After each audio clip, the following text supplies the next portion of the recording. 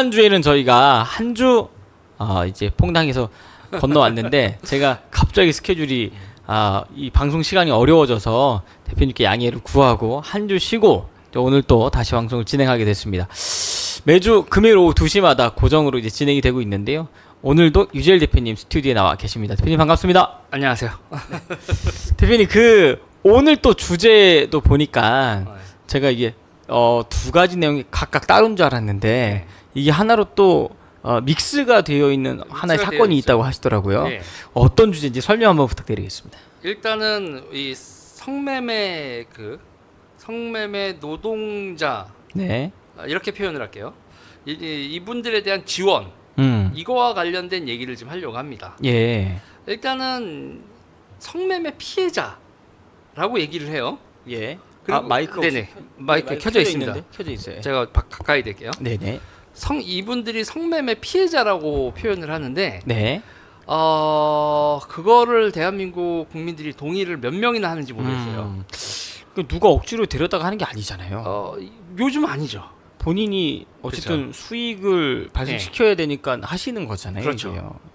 그러니까는 이거에 대해서 국가에서 지원을 해줍니다. 음. 지원을 해주면서 이제 이거로 이제 최근에 한 2년, 3년 네. 전에 이제 유명했었던 게 대구 자갈마당, 예. 자갈마당 그 이 집창촌을 네네. 이걸 해제하면서 이제 거기 있는 여성들한테 2천만 원 지원금을 주기로 했거든요. 그 2천만 원 지원금을 주는 걸 주고 왜 주냐를 가지고 난리를 그때 말들 많았죠. 난리를 예. 쳤었죠. 네네. 근데 이제 이거에 약간 본질이 좀 다른 게 있어요. 근데 이제 최근에 이제 재밌었던 게 예. 그 용주거리라고 있단 말이에요. 예. 파주에 거기에 지원금이 4,420만 원이에요. 그 1인당 지원금인가요? 네. 어. 한 명당 1년에 4천만 원. 2년 동안 4,420만 원. 1년에 한 2천만 원 정도 되네요. 예, 관뒀 쓸 때 내가 이제 그만하겠다라고 했는데 근데 그분들이 그러고 나서 관두나요?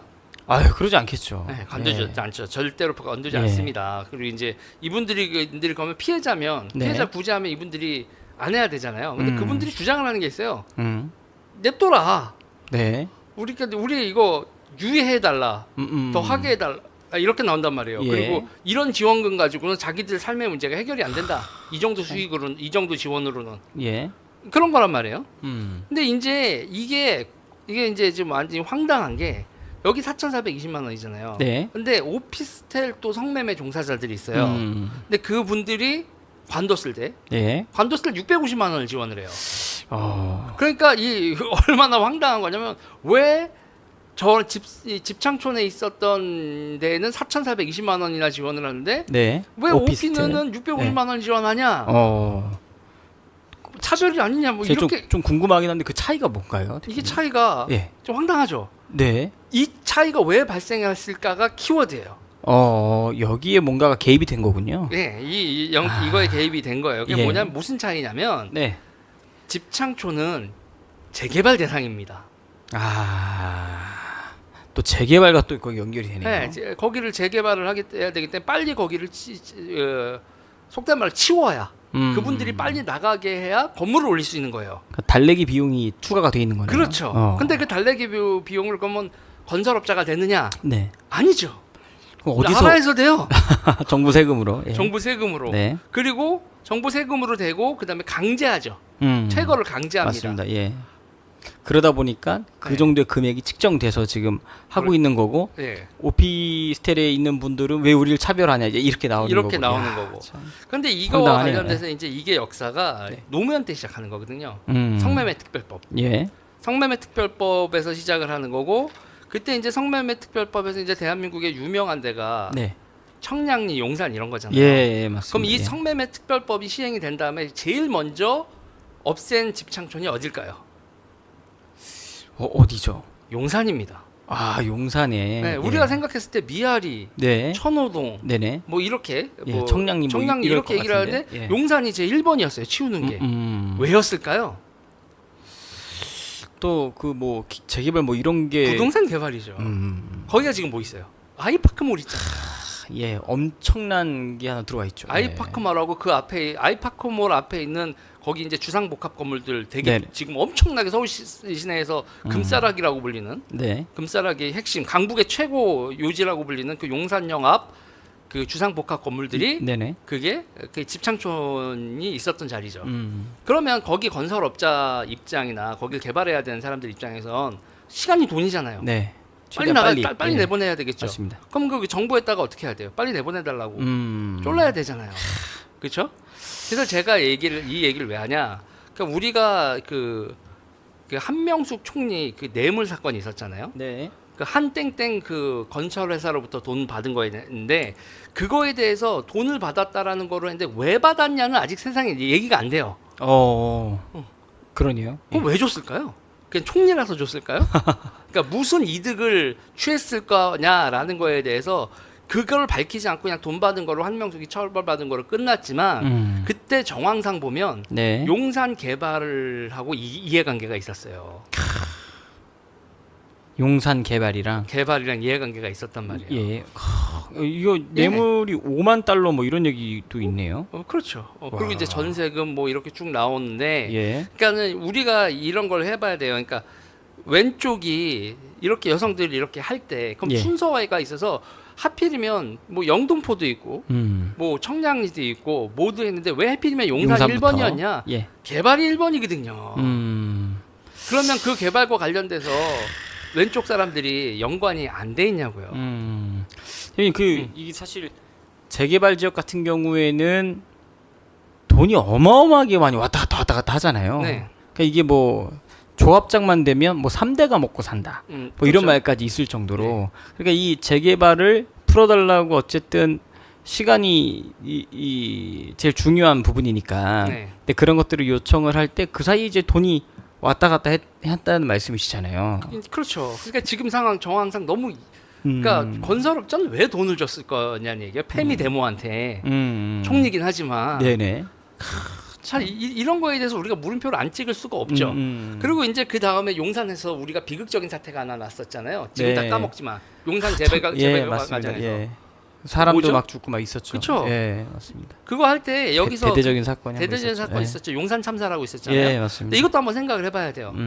거기서 이제 우리가 철거 단체들이 있어요. 예. 좌파의 빈민, 그러니까 좌파는 그러니까는 도시 빈민 운동이 좌파의 큰 축이었습니다.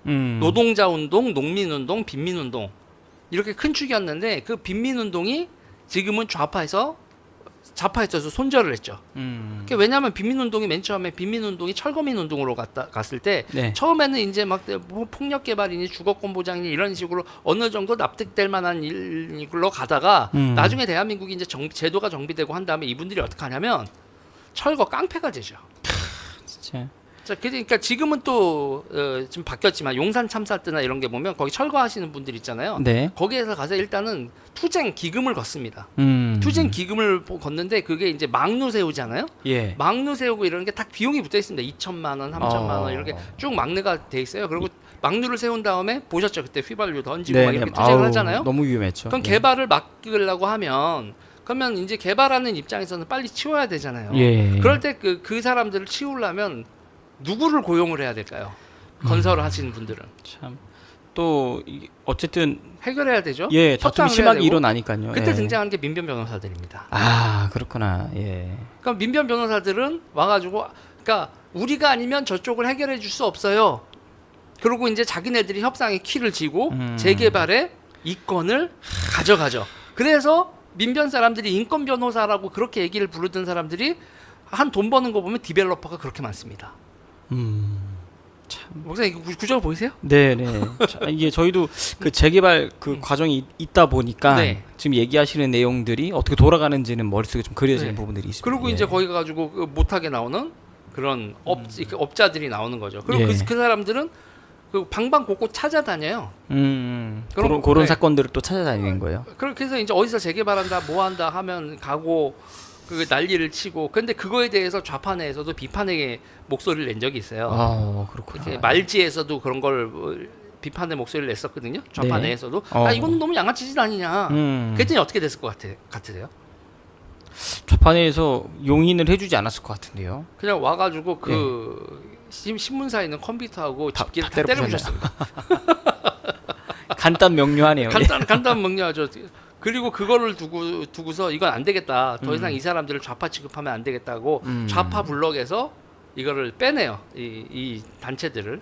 그리고 이제 그 단체들은 아주 본격적으로 그 깡패 분들, 용역 이런 분들이 이렇게 해서 그런 거로 네. 본격화 되는데, 근데 재밌는 건 그렇게 그 철거 단체들이 이렇게 좌파 블록에서 밖으로 나간 듯 보이는데 네. 그 사람들 설득하려면 누가 출동해야 된다? 아까 전처럼 예, 민변이 또 출동을 해야 출동해서, 된다. 예. 이게 참 웃긴 겁니다.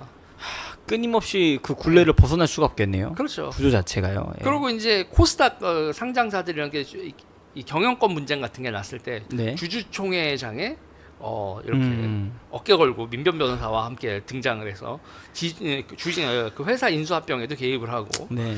참. 그러니까 우리가 생각하기에 좌파가 그 기업이나 네네. 부동산 활동 이런 거 상관이 없다고 생각하는데 완전히 도둑놈이 돼서 대한민국의 그돈 냄새만 맡으면 다 접근을 합니다.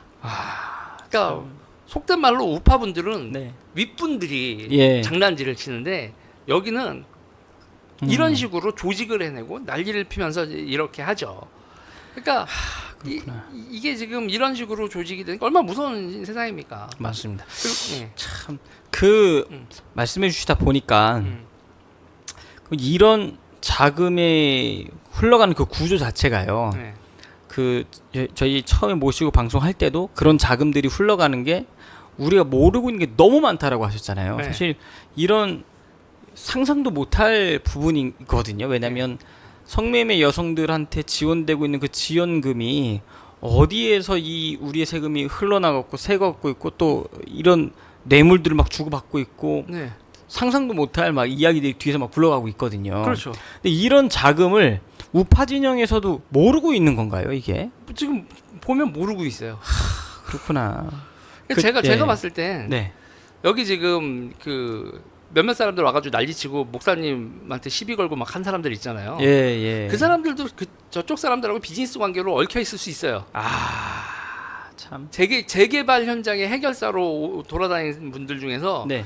이 민변 사람들하고 같이 움직이는 디벨로퍼들 끼어 있을 확률 매우 높다.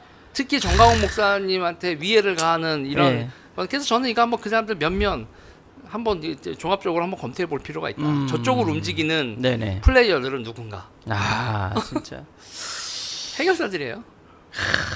참, 진짜 이 섞여 있는 이 사실 좌파라서 좌파인 사람도 있지만 네. 이런 경제 생태계 때문에 그 진영이 왔다 갔다 하는 또 세력들도 또 많이 있을 거 아니에요. 많죠.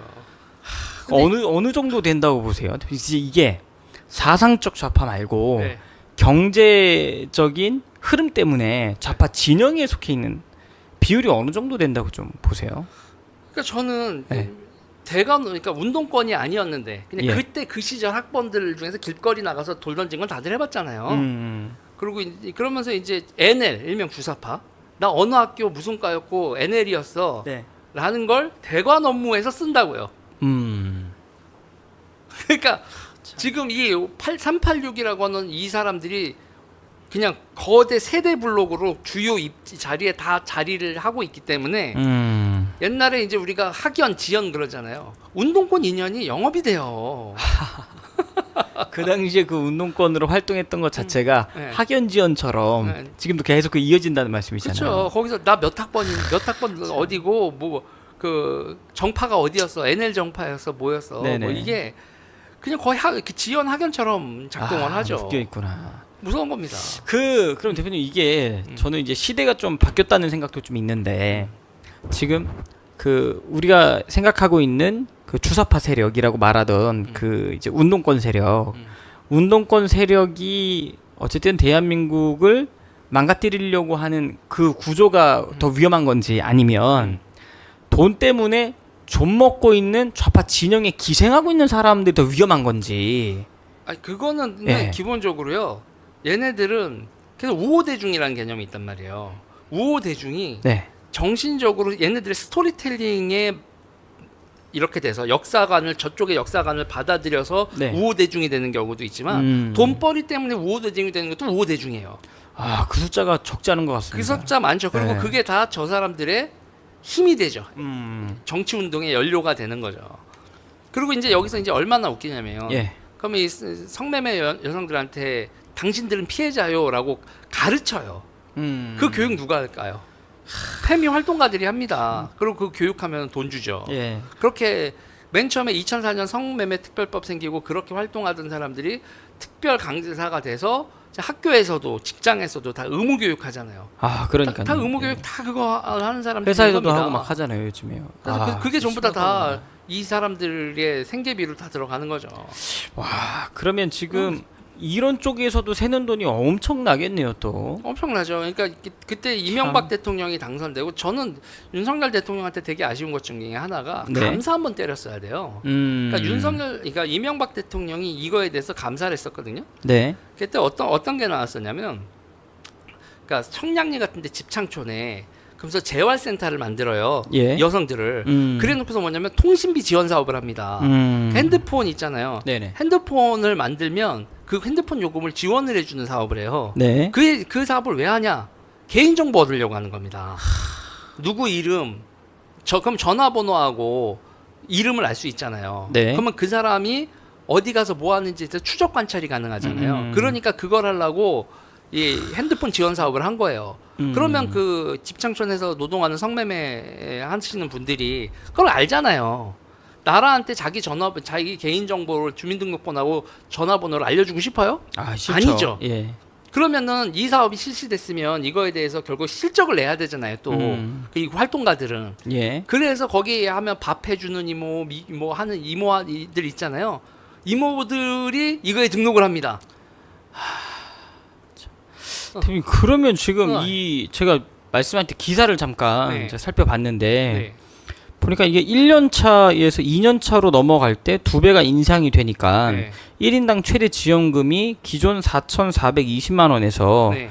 5,020만 원으로 이제 더 늘어나게 된다. 네. 그러니까 이게 2년 차로 접어들면 1인 최대 지원금이 거의 한 5천만 원 정도 되는 것 같은데요. 네.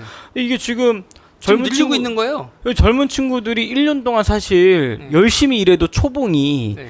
2,400이잖아요. 네. 요즘에도. 네. 근데 그것보다 2배나 지금 높은 숫자인데 네. 이러면 젊은 사람들이 땀 흘려 수고하는 일에 대한 가치를 느끼기보다 네. 이렇게 돈 벌는 방법들을 선택해 가는 거 아닌가요, 이게? 그러니까 이게 되게 웃긴 거예요. 네. 이게 아주 속된 말로 해서 네. 6개월만 일하고 퇴직금 이만큼 받아갈 수도 있는 거예요. 와, 황당하다 진짜. 저기 들어갔다가 그러고 난 다음에 나 관둘게요라고만 선언하면 저 지원금이 나오는 겁니다. 대표님 그런 나라가 부분은 미쳐 돌아가죠? 그런 건 좀 어떻게 생각하세요? 이게 저희가 그 회사에서 일을 하다가 부득이하게 해고를 당하게 되면 나라에서 이제 실업급여를 주잖아요. 네. 실업급여는 좀 어떻게 생각하세요? 실업급여는 네. 우리가 이제 기본적으로 구조조정이라든지 네네. 산업 고도화, 네. 산업 고도화 과정에서 노동자들의 삶을 안정화시키는 데서 꼭 필요하다. 요렇게 돼 있어 기본적인 취지는 맞는 취지인데 네네. 문제는 뭐냐면 우리나라에서 사각지대를 지금 자꾸 이용하잖아요. 악용을 해요. 그러니까요. 악용을 합니다. 그러니까 이게 기본적으로 이게 왜 문제가 발생을 하냐면 네. 그러니까 우리나라에서 우리가 조금 전에 저도 이제 산업 고도화나 이런 걸 얘기를 했지만 네. 자기의 경력 관리가 필요 없는 사람들이 있어요. 음. 나는 여기서 몇 년 근무했고 그러니까요. 예. 나는 그러니까 경력을 몇 년 쌓아서 그러니까 내 능력이 이만큼 됐으니까 다음엔 또 연차가 얼마니까 커리어를 중요하게 생각하는 사람들이 있죠. 예. 월급이 더 올라간다. 예. 이런 분들은 이거를 악용을 악용을 그쵸. 하면 더 큰 손해예요. 그러니까요. 그런데 속된 말로 나는 그냥 커리어 같은 거 없어. 욜로족처럼 어. 그냥 번만큼 어. 여행 다니고 즐기면서 살 거야. 이런 사람들은 그렇죠. 6개월 일하고 1년 정도 일하고 그냥 퇴사를 해버린 다음에 네. 실업급여를 받고 네. 그러면서 또 자기 통장 말고 뭐 아르바이트 형태로 또 이중으로 또 돈을 벌고 막 이런 형태들이 많잖아요. 그렇죠. 사실 이게 다 세금 낭비이지 않습니까? 그렇죠. 취지와는 전혀 다른 형태로 제도가 지금 운영되고 있는데 네. 이런 데서 새는 돈을 어떻게든 막고 지원하지 말라는 얘기가 아니라 그런 사각지대에 있는 영역들을 막아내고 진짜로 국가 발전을 위해 써야 될 영역들이 많이 있잖아요. 지금요. 저출산 문제도 그렇고요. 그런데 이게 문제가 뭐냐면 네. 그러니까 우리가 법으로만 되는 게 아니라 음. 사회 양식, 합의 그러니까 국민성이 좀 중요합니다. 이거 이런 거거든요. 그러니까 예를 들면 이런 거예요. 미국에서 오픈북 하잖아요. 네네. 테스트할 때. 그러니까 미국 사람들은 그 오픈북 했을 때 옆에서 부모가 도와준다라는 건 상상을 못 하는 거예요. 그러니까 그걸 하는 겁니다. 이 국민 의식 자체가 네. 달라서 진짜. 장관이 그런 거라는 나라 아닙니까 이 나라가? 도와줘서 빗불. 그래놓고서 억울하다라고 이야기를 하잖아요. 너무 네. 황당하게도. 참. 그러니까는 네. 이건 법의 영역이 아니고 양식의 문제거든 란 말이에요. 네. 양식의 문제인데 그러니까 뭐냐면 어느 순간 있잖아요. 그러니까 뻔뻔한 거에 대한 스크리닝이 안 되는 거예요. 그리고 예를 들면 그런 거죠. 간단해요. 그렇게 했어요. 그러면 네. 옆에서 친구들이 다 떨어져 나간다. 아, 저 새끼 저거 네. 저거 하는 거 봐라. 그런 거에서 일명 우리가 양식 그리고 또래 문화 기타 등등해서 그걸 자제시키는 기제들은 법 네네. 말고도 또 많아요. 그런데 지금은 뭐냐면 그런 게 SNS로 퍼지고 이런 노하우가 퍼지고 장난 아니면 그리고 제가 더 심각한 거 얘기해드리면 이게 딴 데서 제가 얘기를 못 해요. 예. 왜냐하면 딴 데서 이런 얘기를 하면 그거 소리를 들어요. 답답해 죽겠는 거예요. 자, 예를 들면 제가 이제 반페미를 하게 된 여러 가지 과정이 있는데 예. 거기서 이제 여성 운동하는 분들에서 로스쿨을 나오고 나서 변호사가 되잖아요. 페미니스트들이 예. 뭐로 먹고 살지를 몰라요. 그리고 잘 상대도 안 돼. 경력이 그러니까 옛날에는 행정 그 사법고시를 붙으면 어쨌든 간에 선후배가 돼서 이 업계로 진입을 끌어주잖아요. 네네. 근데 로스쿨 나온 다음에 업계에 잘 못 들어간 상태에서 변호사 자격을 따는 페미니스트들 사회 부적응하는 이런 네네. 친구들이 뭐를 만드냐면 야 이혼이 돈이 많이 된다라는 걸 알고 이혼 소송 전문가가 된 다음에 그 다음에 일명 강남 같은 데 있잖아요. 네네. 그런 데서 이제 자기 변호사 됐으니까 얘네들이 또 소득은 없어도 변호사라고 뷰티크 같은 샵에 뷰티크 샵 같은데 필라테스, 뭐 요가 이런 데를 이렇게 가요. 그리고 이제 언니들을 만나게 되거든요. 네. 또 언니들이 이제 남편을 그렇게 씹어. 근데 우리가 보통 이제 그 아줌마들 모여서 남편 씹는 거는 우리가 남의 편 뭐 이럴 수 있어. 네네. 근데 거기에 변호사가 끼어든 다음에 이거 이혼시켜서 조장을 할 수 있겠네요. 나 돈 벌까? 예. 그래서 무섭네. 단톡방 돌아가고 예. 그거 있잖아요. 그 여초 카페 이런 데 돌아가면서 초카페는 심각합니다. 이런 식으로 작업을 하고 영업을 하고 네. 그러면 이제 뭐냐면 이렇게 되면 남편하고 이렇게 해서 재산 분할이 이렇게 됐는데 개꿀인데 이게 또 SNS하고 이게 입소문을 돌파를 해요. 타고. 그러면 재산 정도 어느 정도 되는 게 이게 무서운 게 50억 정도의 재산을 가지고 있잖아요. 네네. 그러고 이제 애들 다 키웠잖아요. 갈라먹으면 이득인데라는 이게 기러기 아빠들은 진짜 통곡을 할 일인데 기러기 아빠 떼내는 방법. 요즘에 보니까요. 30대 후반, 40대 초반 여성들의 불륜 때문에 이혼하는 사유가 굉장히 많아졌다고 하더라고요. 네. 그리고 이런 거에 대한 설계와 네네. 사전 작업 이렇게 해서 폭력을 유발한다. 뭐 이런 것들에 대한 매뉴얼들까지 작동을 하는. 그래서 저는 뭐냐면 조금 전에 이제 실업급여 얘기도 나왔지만 네네. 우리가 여성의 이제 권리, 이 여성의 재산권이라든지 여성의 권리 상승시키는 것도 좋고 네네. 이렇게 노동 안정성을 만드는 것도 좋은데 문제는 그거를 악용을 한다는 거죠. 참 이 직업에 대한 윤리 의식도 없을 정도로 네. 이 국민성 자체가 높아져야 되는데 이게 갑자기 좀 너무 국가가 이게 뭐 100년 만에 막 아프리카보다 못 살던 나라가 확 잘 살게 되면서 그 영향도 좀 있다는 생각이 들거든요. 그러니까 네. 우리는 그게 없어요. 그러니까 그 자율 규제를 하던 네. 그 전통이 없는 나라인 거예요. 그러니까는 관료가 있었을 뿐이지 예. 그 길드라든가 자율 규제 원칙들 같은 게 네네. 없었던 거예요. 그리고 이때까지는 이승만 박정희 대통령 때의 그런 것도 다 서구 문물을 배워온 그 답이 명확하잖아요. 네네. 제철소 지어야 된다. 뭘 해야 된다. 예. 이렇게 따라가면 그만인 거잖아요. 그런 게 돼 있는데 그 따라가는 거에서 정치, 관료 주도로 쭉 끌어오고 선진 문물을 배워온 사람들, 유학파들이 쭉 끌어왔는데 그 다음 문제는 다 따라잡은 다음에 이거를 어떻게 유지할지에 대해서는 예. 우리가 모르는 거예요. 철학적인 고심이 없고 그냥 열심히 개처럼 해서 돈만 벌고 네. 막 이런 모습들 때문에 그러니까 자유민주주의가 없는 거예요. 그러니까 이 자유민주주의 없이 이 경제 소득이 올라간 데는 예. 전부 다 어떻게 되냐면 독일의 히틀러나 극단주의자들이 막 나타나는 그런 것처럼 그러니까 돈은 많아졌는데 자유민주주의가 없으면 전체주의를 가요. 진짜 대한민국이 그렇게 지금 끌어가고 있다. 그 위기가 세게 돌아가고 있는 거죠. 오늘 주제랑은 조금 동떨어져 있지만 어제도 제가 방송할 때 하면서 기사를 찾아보니까요. 현재 차기 대권 주자로 가장 유력한 후보가 이재명이 40.7%가 나왔더라고요. 네. 2위가 한동훈이 이제 20몇 프로가 나왔던데. 그럼 우리가 봤을 때는 아니 어떻게 저렇게 사법 리스크가 많고 지금 죄질이 나쁘게 보이는 저 사람이 어떻게 국민들의 저런 지지를 받을 수 있을까라고 하는 생각이 들지만 사실 지금 이게 현실인 거잖아요. 그러니까 지금 어떻게 나라가 부자가 되니까 국민들이 어떻게 됐냐면 옛날엔 잘 살아보세요 같이 해보자 했는데 지금은 전부 다 해줘. 그러니까 제가 그런 거예요.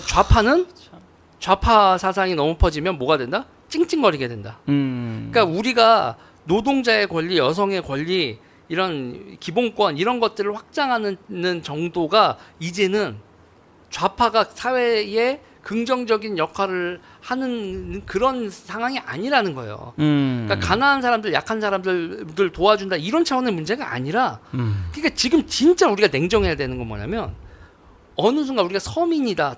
지금 이 정치 담론에서 절대화시켜주고 있는 서민들의 삶의 모습이나 서민들의 삶의 자세가 과연 긍정적인가라고 한번 냉정하게 봐야 돼요. 조금 전에 이제 얘기했을 때도 그 실업급여 같은 거 되게 악용하는 거 있잖아요. 그거는 약자 보호를 한다라고 하는 정책을 되게 나 약자야? 그러니까 뭐냐면 나 약자여야겠네? 약자를 호소하게 만든다고요. 그러면 인생이 편해지거든. 참 근데 국가로 볼 때는 굉장히 안 좋은 거죠. 자, 지금 그러면 우리가 보면 지금 대한민국의 서울은 힘들어요, 솔직히. 집 사는 거. 근데 아무리 부모한테 물려받은 게 없어도 남자, 여자 열심히 둘이 합쳐서 일을 하면 시드머니 만들어서 30년 모기지로 경기도권에 아파트 사는 게 불가능한 나라가 아니에요. 그런데 그 생각을 먼저 해야 되잖아요. 그런데 찡찡찡 이런 나라에 태어나서 헬제조선에 태어나서 답이 없다고 그러면서 해줘 거리면서 해외여행은 다 다녀. 요즘에 진짜 욜로족들이 많아져가지고 참. 그러니까 지금 삶에 대한 그러니까 자본주의가 건강하게 되는 거. 그러니까는 그건 거예요. 우리 사회가 과연 진짜 자산 축적을 박탈을 한 사회인가 생각을 해봐야 돼요. 그러니까 우리의 삶을 안정화시키는 거는 국가의 세금이 아니라 자기의 자산입니다. 주식을 가지고 있건 아니면은 뭐 건물을 월세 나오는 뭐가 되고 있든 자산이 있어야 자기가 든든하잖아요. 그런데 그게 자산은 나는 자산을 가지기에는 틀려먹은 인생이고 국가가 날 책임져라 이거거든요. 근데 그런 사람들이 많아지면 어떡합니까? 북한처럼 되겠네요 이제. 답이 없어지는 배급제나 거죠. 바라보고 있고 참. 그리고 이제 국민연금 같은 경우도 너무 후하게 얘기를 하니까 답이 없는 상황으로 오는 거잖아요. 대표님 국민연금 얘기 나왔으니까 이거 손 대는 순간 폭발할 텐데 이거 어떻게 좀 보세요 앞으로? 이건 폰지 사기예요. 사기라고 지금 보시는. 폰지 사기가 돼버렸어요. 그러니까 누구도 저출산이 이렇게 진행될지 몰랐죠. 자 보세요. 그래서 뭐 2067년 뭐 2070년까지 지급한다. 그러면 지금 내는 20대들이 있잖아요. 자기가 낸 돈은 죽어라고 낸 다음에 돌려받지 못하는 거잖아요. 자기 됐을 때 반드리란 보장이 없고 대한민국 정부가 부도가 안 나리라는 보장이 없다고요. 그 지난번에 보니까 나경원 의원이 관련돼서 이거를 세대를 좀 나눠서 해야 된다. 요거 좀 어떻게 보세요? 저는 그 당연하다고 봐요. 그렇게 하지 않으면 답이 없다. 그리고 이거에 대해서 이제 정부가 그만큼 주겠다라는 거에 대해서 그러놓고서 이제 더 내라. 늦게 받아라 계속 이렇게 가잖아요. 근데 지금 상태에서 우리는 연금 개혁이 될 수 있는 수준을 넘어서요. 지금 상황이. 그러니까 우리가 기여한 만큼 받는다라는 거를 국민들이 담담히 받아들여야 돼요. 소득 대체율 몇 퍼센트 뭐 이렇게 해서 그걸 보장해 주는 그런 거. 그리고 이제 여기서 더 문제는 이제 그 기초연금이 있잖아요. 얼마를 냈는지와 상관없이 되는 뭐 이런 거에서 기초적인 생계는 유지가 돼야 되니까. 그러니까 저는 이 상황에서 이거를 어떻게 이제 어마어마한 수의 그 노인 인구가 진입하는 대한민국에서 이걸 어떻게 해법을 만들어야 될지에 대해서 지금 대한민국이 아주 파격적인 생각을 해야 된다. 그리고 또 보면 요즘에 퇴직 나이가 한 65세 정도로 정년퇴직이 돼 있잖아요. 네. 근데 점점 고령화되고 있는데 그런 것도 제도 개선이 좀 돼야 되지 않을까 싶더라고요. 그렇죠. 왜냐면 100세 시대라고 하는데 65세에 정년퇴직하면 앞으로 30년 이상 살아갈 분들이 꽤 계시잖아요. 이런 문제도 되게 근데 더 심각한 게 문제는 또 그 노인들이 퇴직을 안 하면 젊은 친구들 일자리도 없어지는 거예요. 그러니까 지금 문제는 네네. 사실 젊은 친구들 일자리 많아요. 음. 많은데 육체 네. 노동을 하기 싫은 거예요. 그러니까 본인들 원하는 로망의 일자리들이 다 쏠려 있어가지고. 네. 근데 문제는 육체 노동이 그러면 이제 시장 기능이 작동을 해야 되잖아요. 네네. 그러니까 지금 육체 노동의 단가가 계속 올라갔단 말이에요. 그러니까 연봉 6천, 7천이 그냥 막 나와요. 그러니까 근데 또 육체 노동 또 단순한 일자리들은 또 해외에서 들어와 갖고 또 일을 막 차지하고 있잖아요. 그러니까 그런 해외에서 오신 분들도 네네. 이제 5천 이상 법니다. 와, 엄청 그런데 많네요. 문제는 한국 네. 젊은 친구들은 안 하려고 하잖아요. 내가 그냥 안 해, 난 그냥 웰빙 할 거야. 그러니까 최저 임금을 받고 참 어렵다. 예. 연봉 3천 정도만 받아도 네네. 그러면 혼자 살면서 3천이면 용돈이 200만 원이라는 얘기거든요. 그러니까 결혼도 더 안 하려고 그러고 애 낳으면 다 이 경제적 이유와 다 이 밀접하게 연관이 돼 있잖아요. 이번에도 그렇죠.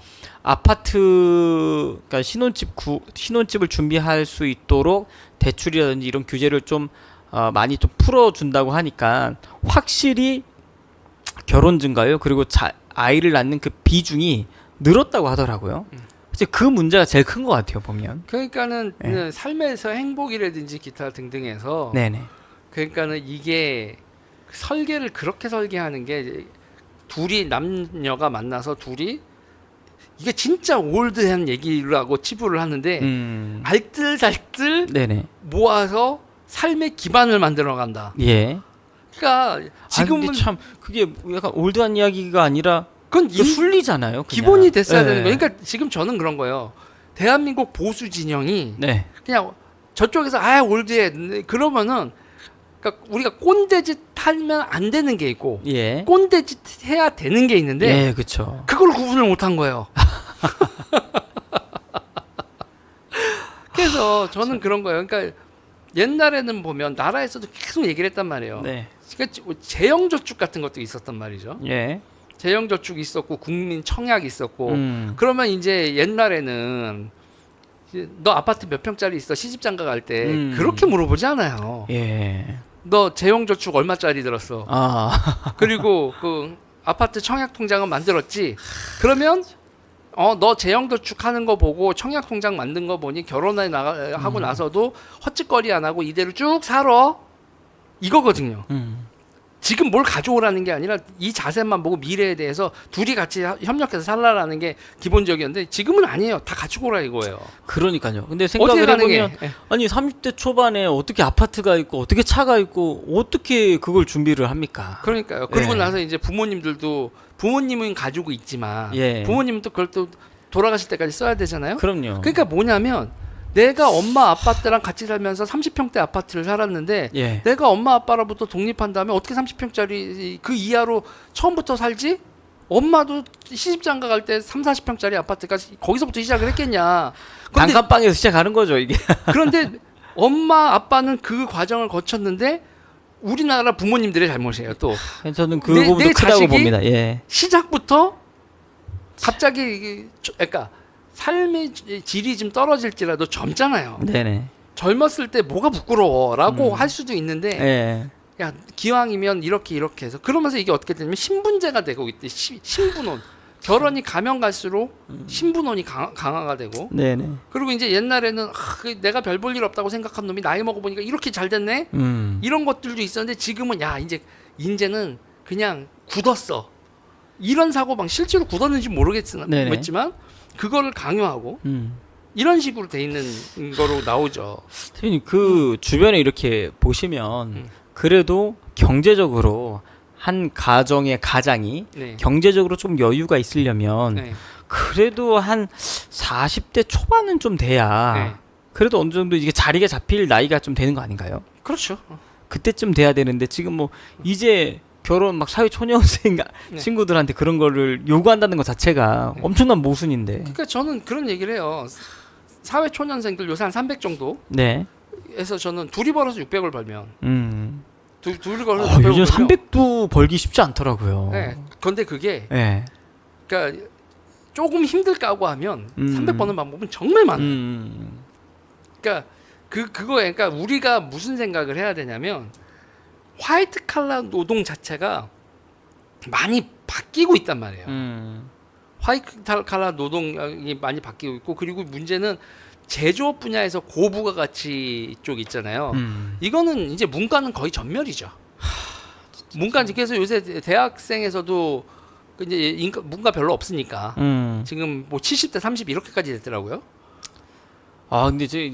저도 진짜 이게 할 얘기가 참 너무나도 사실 네. 많은데 예를 들면 뭐 지금 의사 선생님들 문제도 그렇고 또 이것 좀 제가 이제 개인적으로 궁금해서 여쭤보는데 이번에 포항 앞바다에 네. 지금 시추 이제 한 해 만에 막 네. 얘기 나왔잖아요. 네. 대표님 좀 어떻게 보세요? 아니 저는 이거에 대해서 대한민국 예. 국민들한테 네. 제가 초치는 얘기를 해요. 뭐냐면 된다 안 된다로 초치는 얘기를 하지 않아요. 네네네. 이거 지금 잘 됐을 때 맥스로 나왔을 때 최고로 잘 됐을 때 1년에 얼마 버는 줄 아세요? 얼마 버는 건가요? 35조 벌어요. 35조요? 네. 어. 이거 어디다 갖다 붙였어. 1년에 35조요? 1년에 35조씩 몇십 년 동안 나오는 건데 음. 우리가 지금 네네. 교육 예산만 100조 쓰는 나라예요. 음. 그리고 우리가 가난한 나라고 네네. 그리고 이제 그 인구도 적은 나라면 네. 뭐 가이아나 같은 나라에서 이런 게 터졌다. 음. 대박이죠.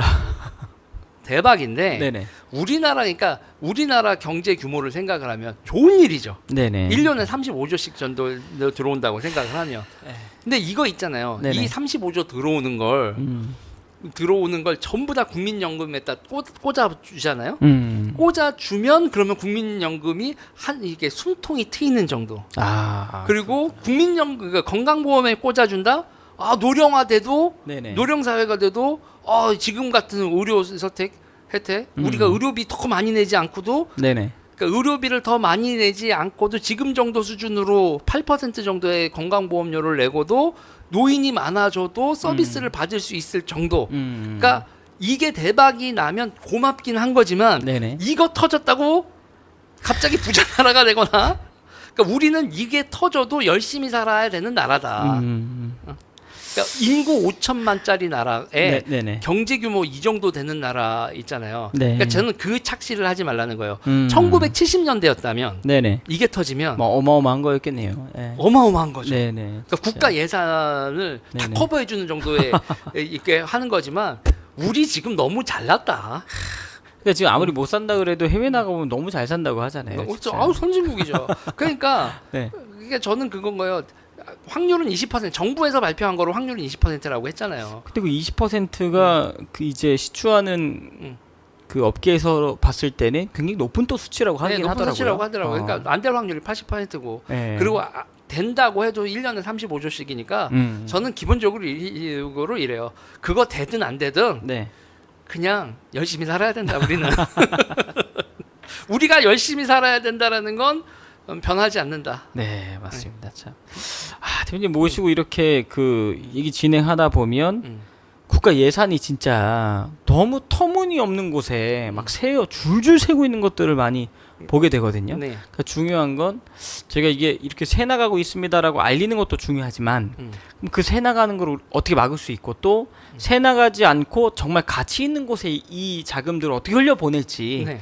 이런 대안에 대한 전략도 그렇죠. 상당히 좀 중요하다는 생각을 합니다. 그러고 이제 그거를 예. 하기 위해서 우리가 이제 정책 연구라든지 예. 토론회 그리고 사람 인원수 이렇게 쭉 돼요. 이제 그런 활동도 해야 돼요. 그래서 제가 자유통일당 정책위원장 지금 자리를 아직도 유지하고 있는데 네네. 이 정책위와 관련돼서 이런 활동 자체가 아무도 신경을 안 써요. 그러니까 저는 이렇게 보면은 이런 게 정책이나 이런 거로 설득을 하면서 보편성을 가져가는 게 정치 세력이 커가는 건데, 그러니까 저는 그러거든요.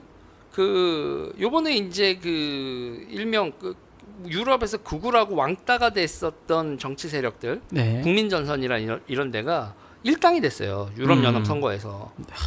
그리고 그 일당이 된 국민전선이나 이런 데서 얘기하는 게 지금 자유통일당에서 얘기하고 있는 얘기랑 별로 다르지 않거든요. 근데 거기는 유럽은 극우라는 딱지를 떼고 예. 일당으로 되고 되는 와중이 되는데 우리는 왜 그게 안 될까? 생각을 해볼 문제죠. 근데 거기 같은 경우에 사회적으로 이민 문제, 이민자 문제가 심각해지니까 너무, 예. 이게 피부로 와닿는 문제가 네, 되다 보니까 그런 것 같습니다. 그런 그게. 거 되죠. 그러니까 지금 우리는 자유민주주의 얘기하고 그런 게 사람들한테 피부로 그쵸, 와닿는 예. 거고. 경제 얘기가 네. 훨씬 더 피부로 와닿을 그렇죠. 것 같습니다. 예. 근데 이제 우리 사회도 모두가 알다시피 이제 이민자 사회로 갈 수밖에 없어요. 그러니까요. 그러니까 이게 뭐냐면 다문화 정책이 있고 융화 정책이 있어요. 네. 저는 얘기를 해요. 네. 그러니까 다인종 국가로는 우리도 피할 수가 없어요. 그러니까요. 저출산과 노동력 부족 때문에 다인종 국가로 피할 수가 받아들일 없는데 수밖에 없는 거죠. 예. 근데 문제는 그 다인종 국가가 다인종 단일 문화 국가로 가야 돼요. 그러니까요. 예. 그러니까 대한민국의 그게 중요한 것 같습니다. 대한민국의 예. 문화 예. 이거로 중심으로 가야 되는 거고 대한민국 사람이 돼야 되는 건데 네네. 그 사람들이 자기들이 뿌리에 근거한 삶을 산다. 그러면서 그쪽에 그 룰을 더해서 다인종 다문화 국가로 간다. 그건 네네. 재앙이라는 게 벌써 유럽에서 나왔거든요.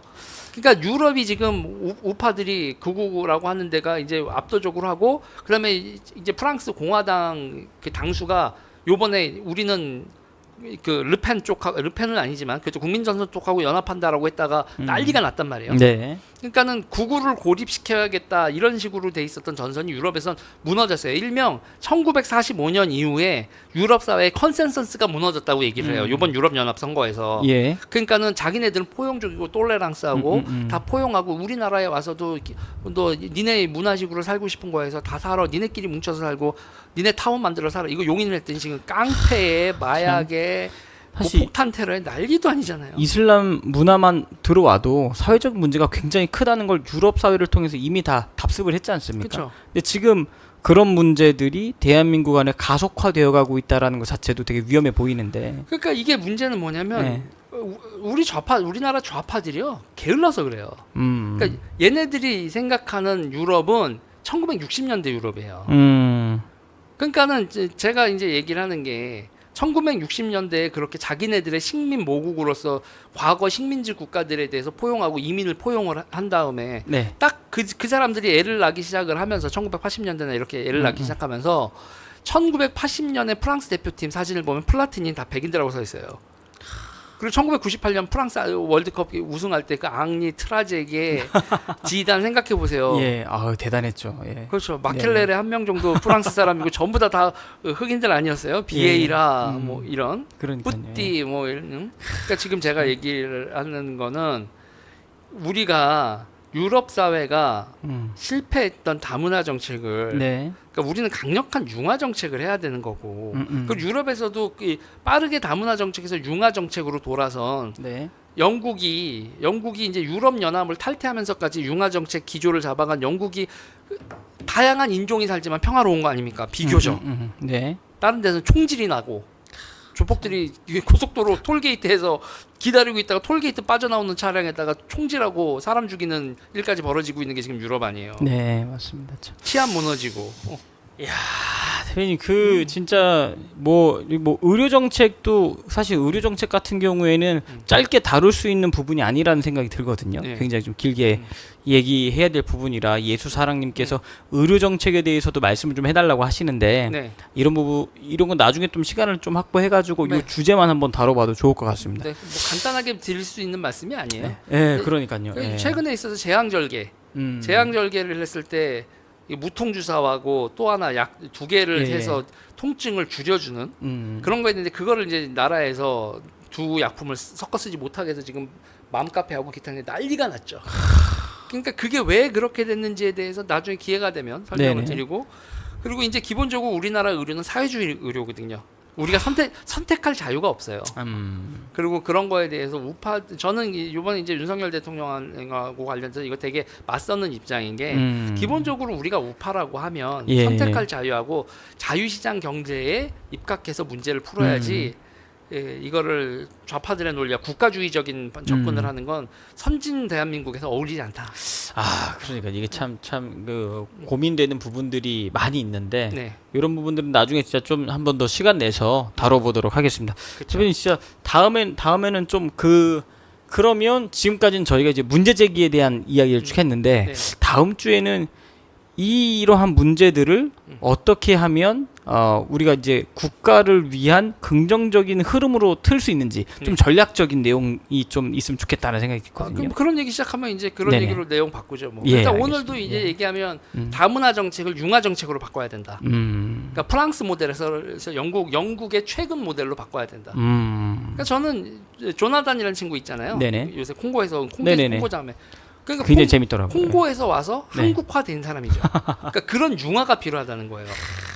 예, 그러니까 죄송한 그렇게 얘기지만 얘기하니까 정확히 예. 콩고에 대한 아련한 우리의 뿌리는 콩고다라는 거 그걸 누가 뭐라고 그래. 그렇지만 여기선 콩고식으로 살면 안 되죠. 안 된다. 예. 한국식으로 살고 본인도 한국식으로 살고 불편하고 대한민국 국민들도 불편하고 이게. 그러니까 그게 되게 중요했었던 이슈예요. 뭐냐면 네.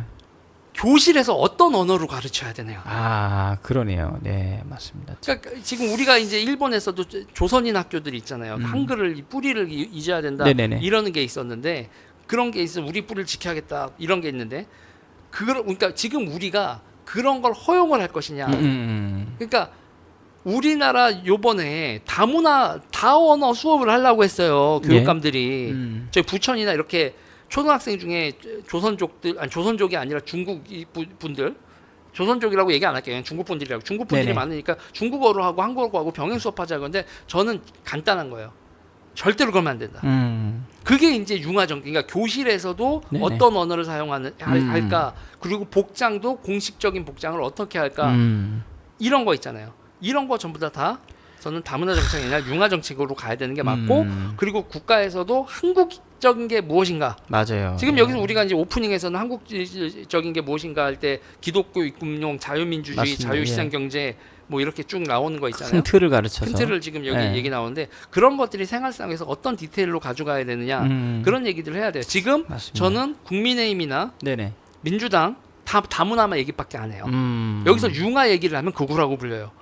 그렇기 그렇구나. 때문에 제가 어떻게 보면 정치적으로 출세하기는 여기가 제일 어려운 포지션인데 제가 생각했을 때 우리 사회가 나아가야 될 부분 이런 방향성. 융화 문제라든지 네네. 이런 징징거리면 안 된다라는 이런 얘기는 양당 두 당이 다 안 들어요. 아 말씀하신 그 융화 정책에 대해서 제가 그 상당히 동의하는 바가 그 아까 전에 얘기했던 조나단이라는 그 젊은 친구 있잖아요. 그 친구 같은 경우에는 대한민국 역사를 우리 일반 학생들보다 더 잘 알더라고요. 네. 일부러 관심을 갖고 대한민국 역사에 대한 공부를 많이 했다고 하더라고요. 그리고 보고 저는 깜짝 놀랐는데. 예. 특히 우리가 다문화 정책을 쓰면 안 되는 게 우리는 옆에 중국이 있어요. 아 맞습니다. 우리가 잡아 먹힙니다. 다문화 네, 정책 쓰면. 맞습니다. 참 오늘은 좀 여기까지 이제 방송 좀 진행을 하고 마무리를 좀 해야 될 것 같습니다. 대표님 마지막으로 시청자분들에게 한 말씀 좀 부탁을 드리겠습니다. 네, 여러분. 금요일 날마다 오고 이제는 문제점도 문제점인지 대안을 얘기를 한다. 그래서 예. 오늘도 이제 다문화 정책이나 융화 정책이다. 이런 얘기를 했는데 이제 저출산이라든지 연금이라든지 기타 등등에 대해서 저는 우파가 어떤 정책을 쓰고 어떤 스탠스를 가져야 되느냐. 그러니까 우파는 현장의 목소리를 듣고 문제 해결을 해야 된다는 얘기예요. 맞습니다. 예. 그게 지금 대한민국 우파가 안 돼요. 그래서 왼쪽 애들이 하자는 대로 다 하고 있단 말이에요. 집권을 하고도. 그건 우리의 역량 부족이고, 네. 그러니까 우리가 정신줄 놔서 그래요. 이제 그거에 대해서 제가 어떻게 보면 쓴소리로 들리실 수도 있지만, 네네. 저는 기본적으로 우파이기 때문에 네. 비판도 하는 거고, 맞습니다. 예. 이 길이 아니다라고 얘기도 할 수 있는 거다. 아, 맞습니다. 예. 네, 여러분 여기까지 말씀드리겠습니다. 네. 제가 유절 대표님 이렇게 방송하면서 참 제가 좋은 이유는 우파 내에서 할 수 있는 일에 대한 어떤 전략적 대안 제시 이런 부분이 정말 인사이트가 빠르시거든요. 그래서 지금 자유통일당과 우리 우파 진영에 꼭 필요한 브레인이 아니신가라는 생각을 아유, 감사합니다. 하게 됩니다. 그래서 매주 금요일 여러분 방송 많이 집중해 주시고요. 그리고 방송 마친 다음에 저희가 너하라 TV가 다 폭파가 됐어요. 그래가지고 지금 전광훈 TV로 방송이 진행이 되고 있는데 네. 아직도 왜 너하라 TV 좀 방송 안 하시냐 이렇게 전화 오시는 분들이 꽤 계시거든요. 그런 분들에게 상세히 설명을 해주셔서 오늘 영상도 카카오톡이나 문자 링크로 빨리 보내주셔서 너하라 TV에 폭파가 되어서 전광훈 TV로 앞으로 방송이 송출됩니다 라고 알려주시면 대단히 감사를 드리겠습니다. 오늘 방송 여기서 마무리하고요. 다음 주 이 시간에 유지엘 대표님 모시고 여러분 또 찾아뵙도록 하겠습니다. 대표님 시간 내주셔서 감사합니다. 네, 감사합니다.